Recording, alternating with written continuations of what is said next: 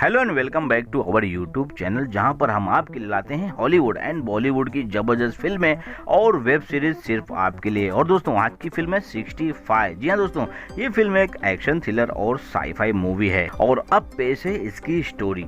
तो दोस्तों इसकी शुरुआत में हम एक नरेशन में सुनते हैं कि हमारा ब्रह्मांड अनंत है और यहाँ पर काफी सारे ग्रह हैं और जिसमें कि जीवन की अनंत संभावनाएं मौजूद हैं। और ऐसा ही एक ग्रह है सोमारिस, जिस पर इंसानों के जैसा ही जीवन था, लेकिन यह वक्त आज का नहीं है बल्कि 65 मिलियन ईयर्स एगो यानी कि पहले का है। लेकिन उस वक्त इस प्लेनेट के लोग काफी ज्यादा एडवांस हो चुके थे और ये लोग अपनी टेक्नोलॉजी से दूसरे प्लेनेट और गैलेक्सी में सफर कर सकते थे। और अब यहाँ पर हम देखते हैं इस फिल्म के हीरो और उसके परिवार को। यहाँ पर हीरो का नाम है माइल्स और इसकी एक बेटी है जिसका नाम है निवाइन। और ये अपनी पत्नी आलिया के साथ एक बीच पर बैठा होता है और अपनी बेटी को लेकर चिंतित होता है और उसके बारे में बात कर रहा होता है। उसकी बेटी एक गंभीर बीमारी से ग्रसित है और उसको बचाने के लिए माइल्स को चाहिए ढेर सारे पैसे, लेकिन ये सिर्फ उसे मिलेंगे एक स्पेस मिशन को पूरा करने के बाद, जिसमें उसे 3 गुना पैसा मिलेगा। माइल्स को एक शिप में कुछ लोगों को लेकर दूसरे किसी प्लेनेट पर जाना था जिसमें कि 2 साल लगने वाले थे।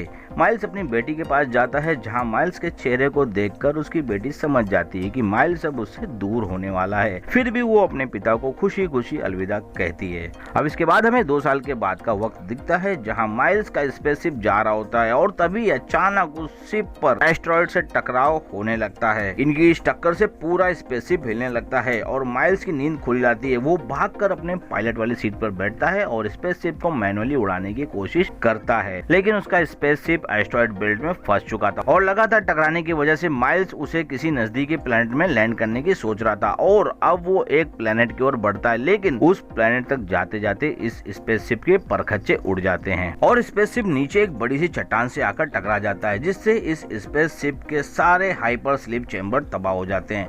माइल्स भी अब बेहोश हो चुका था। जब वो उठा तो उसने देखा कि उसे भी चोट लग चुकी है और अब वो अपने सारे चेंबर्स को चेक करता है तो पता चलता है कि वो तो सब डिस्ट्रॉय हो चुके हैं। वो बाहर जाकर यहाँ के हालात देखता है तो उसे पता चलता है कि यहाँ का एटमॉस्फेयर इंसानों के अनुकूल है। ये बाहर सब कुछ चेक करके आता है और अपने स्पेसशिप में इसे रिकॉर्ड करके अपनी बेस एजेंसी को मैसेज करके भेजता है। माइल्स इस जगह के बारे में जानने की कोशिश करता है, लेकिन यह ग्रह एक अनजान ग्रह था जो कि उसके सिस्टम में मौजूद नहीं था। दोस्तों यह ग्रह पृथ्वी थी, लेकिन वक्त था तब का जब यहाँ पर बड़े बड़े जानवर हुआ करते थे, यानी कि डायनासोर का वक्त था और यहाँ इंसानों का अभी तक कोई नामो निशान नहीं था। माइल्स को पता था कि इस शिप में 2 एस्केप शटल भी थे, लेकिन वो यहाँ से काफी दूर जाकर गिरे थे और उनके बगैर वो यहाँ से वापस नहीं जा सकता है। माइल्स ये सब देख करके मायूस हो जाता है और अपने को खत्म करने की सोचने लगता है, लेकिन तभी उसे उसकी बेटी का ख्याल आ जाता है और वो उसके पुराने वीडियोस देखने लगता है और वो इसी बीच देखता है कि एक स्लीपिंग चेंबर एक्टिव है, यानी कि अभी भी कोई उसमें जिंदा था। माइल्स जल्दी से उस चेंबर को ढूंढने के लिए निकल पड़ता है और उसे रास्ते में वो चेंबर मिलता है, लेकिन गिरने की वजह से उसका डोर लॉक खराब हो गया था, जिसे माइल्स अपनी गन से शूट करके तोड़ देता है और उसमें से निकलती है एक बच्ची जो कि बेहोश थी। तो माइल्स उसे उठाकर अपने शिप में लेकर के आता है। बच्ची के होश में आने पर वो उससे उसके बारे में पूछता है, लेकिन उस बच्ची को माइल्स की बात समझ में नहीं आ रही थी क्योंकि वो बच्ची उसकी भाषा नहीं जानती थी। और यहाँ पर माइल्स भी कंफ्यूज था क्योंकि शिप के टूटने की वजह से इनका ट्रांसलेटर भी टूट चुका था, जिससे ये दोनों ही आपस में सही से कम्युनिकेशन नहीं कर पाते। माइल्स को याद आया कि स्लीपिंग चेंबर के लोगों की एक बुक भी थी, जिसको देखने के बाद उसे पता चल जाता है कि इस लड़की का नाम कोआ है। कोआ बोला गोवा नहीं, ध्यान दो जरा। खैर अब अगली सुबह माइल्स इस प्लेनेट को और ज्यादा डिटेल से चेक करने बाहर जाता है। यहाँ माइल्स देखता है कि कई सारे जानवरों की हड्डियां चारों तरफ बिखरी पड़ी हैं, जो कि साइज में बहुत बड़ी हैं। साथ ही जमीन में से कई सारे छोटे छोटे वोल्केनो भी फट रहे हैं और अब वो एक जगह बैठकर अपने गैजेट को ऑन करता है, जिससे उसे अपने शिप के दूसरे हिस्से का पता चलता है कि वो यहाँ से लगभग 15 किलोमीटर दूर है। इसी बीच इस पर यहाँ पर एक डायनासोर का बच्चा हमला कर देता है, जिससे ये कैसे भी करके खुद को बचाता है। और जब ये वहां से वापस आ रहा होता है तो इसे इसका पीछा करती हुई वही लड़की मिल जाती है जिसका नाम था कोआ। ये उसे पकड़ने के लिए जाता है तो वो लड़की भागने लगती है, जिससे ये दोनों ही नीचे खड्डे में गिर जाते हैं और वहां पर एक बड़े से जानवर की लाश पड़ी हुई थी। उसे देखकर तो इनके होश ही उड़ चुके थे और वो वहां से बचकर अब वापस शिप पर आ जाते हैं। यहाँ माइल्स कोआ को ड्रॉ करके बताता है कि अब आगे इनको कहाँ जाना है, लेकिन कोआ यहाँ माइल्स को बताती है कि उन चेंबर में उसके माँ बाप भी थे और वो उनके बगैर कहीं नहीं जाएगी। इसलिए माइल्स कोआ कोआ को झूठ कह देता है कि उसके माँ बाप भी उसी पहाड़ी पर हैं जहाँ हम जा रहे हैं, इसलिए हमें जल्द से जल्द वहाँ पर जाना होगा। और अब ये दोनों अपनी तैयारियां करके वहाँ से निकलते हैं। रास्ते में इनको जंगल के रास्ते से जाना पड़ता है जहाँ पर माइल्स पर एक कीड़ा हमला कर देता है जो कि बहुत ही चिपचिपा होता है। इससे बचने के बाद माइल्स कोआ को वहाँ की जहरीली चीजें ना खाने और ना छूने की सलाह देता है। आगे चलने पर कोआ को एक डायनासोर का छोटा बच्चा दलदल में फंसा दिखता है जिसको वो बचाती है, लेकिन बाहर निकालते ही थोड़ी दूर जाने पर उस डायनासोर के बच्चे को दूसरी प्रजाति के डायनासोर खा जाते हैं और ये देखकर कोआ बहुत दुखी हो जाती है। ये एक स्ट्रीम के पास पहुंचकर आराम करते हैं और माइल्स कोआ को पानी पीने और उसे अपने बोतल में भरने के लिए कहता है। आगे की लोकेशन को चेक करने के लिए माइल्स अब एक बड़े से पेड़ पर चढ़ जाता है और देखने लगता है कि और अभी कितनी दूरी बची है। यहाँ पर 12 किलोमीटर और बचे थे, लेकिन तभी उस पेड़ की डाल टूट जाती है और माइल्स गिर जाता है नीचे, जिससे उसका कंधा उखड़ जाता है और इसी बीच इन पर मांसाहारी डायनासोर हमला करने के लिए आगे बढ़ते हैं। माइल्स यहाँ कंधे को जोर जोर से पेड़ पर मारता, लेकिन कुछ फर्क नहीं पड़ रहा था। साथ ही वो डायनासोर यहाँ पर इन पर हमला करने के लिए आगे बढ़ते ही जा रहे थे। माइल्स कोआ को उसकी बंदूक लाने और हाथ पर जोर लगाने के लिए बोलता है और जैसे ही इसका कंधा ठीक होता है वो तुरंत ही डायनासोर पर फायरिंग करके उनको मारने लगता है और कोआ को वहां से भागने के लिए कहता है। कोआ भागकर एक जगह पर छुप जाती है जहां पर बड़े बड़े पक्षी थे और इन पक्षियों को खाने के लिए वहां पर भी कई सारे मांसाहारी डायनासोर आ जाते हैं जो कि अब कोआ को भी खाने के लिए आगे बढ़ रहे थे। लकीली माइल्स भी वहां पर आकर डायनासोर को मार देता है। इसके बाद माइल्स कोआ को अपनी पीठ पर बिठाकर एक सेफ जगह जाने के लिए वहां से चल पड़ता है। माइल्स को कोआ में अपनी बेटी निवाई नजर आती है, इसलिए वो उसे लेकर ज्यादा ही केयरफुल रहता है। रात में वो उसे लेकर एक गुफा में जाता है और अब वो अपने गैजेट से एक बार फिर से चेक करने लगता है। तभी उसे स्पेस में वही एस्ट्रॉइड नजर आने लगते हैं जो कि इसी तरफ बढ़ रहे थे और कई सारे एस्ट्रॉइड में से एक बहुत बड़ा एस्ट्रॉइड भी था जिससे यहाँ पर भयंकर तबाही मचने वाली थी।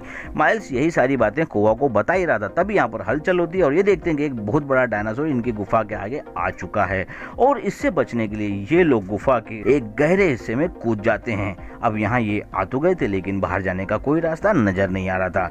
माइल्स एक जगह पर हवा का पता करके वहां से अपने छोटे से औजार से रास्ता बनाने की कोशिश करता है, लेकिन नाकामयाब रहता है, जिसे देखकर बच्ची उसे हौसला देती है और माइल्स को अपनी बेटी की बातें याद आने लगती हैं। इसके बाद माइल्स कोआ को छोटे छोटे बम और बैग देता है और एक ब्लास्ट करता है उस जगह पर, जिससे वहां पर एक सकरा रास्ता बन जाता है। कोआ आगे जाती है, लेकिन बाहर उस डायनासोर की वजह से वो जगह थोड़ी ही देर में बंद हो जाती है और यहाँ पर माइल्स और कोआ बिछड़ जाते हैं। माइल्स को बहुत गुस्सा आता है, लेकिन वो यहाँ से निकलने का दूसरा रास्ता ढूंढता है और तभी इस पर एक डायनासोर हमला कर देता है, लेकिन माइल्स अपनी सूझबूझ से उसे मार गिराता है।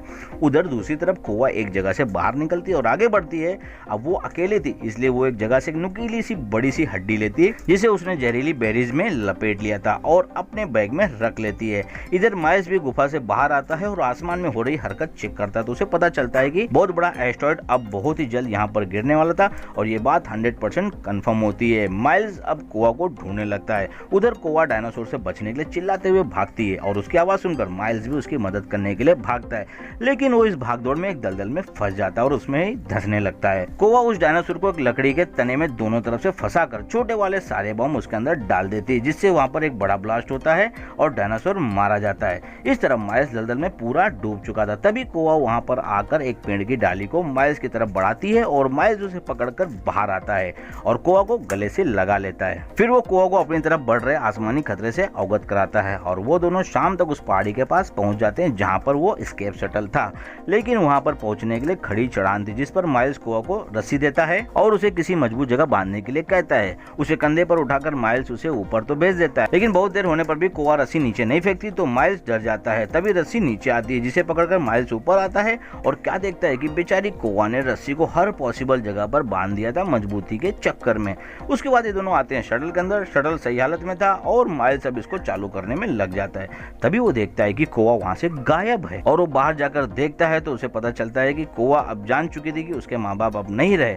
अब उसे माइल्स के झूठ का भी पता चल चुका था। माइल्स कोआ से माफी मांगता है और उसे बताता है कि ये सब उससे अनजाने में हुआ। इस मिशन की वजह से उसकी बेटी भी अब इस दुनिया में नहीं रही, क्योंकि सही वक्त पर वो उसका ठीक से इलाज नहीं करवा पाया।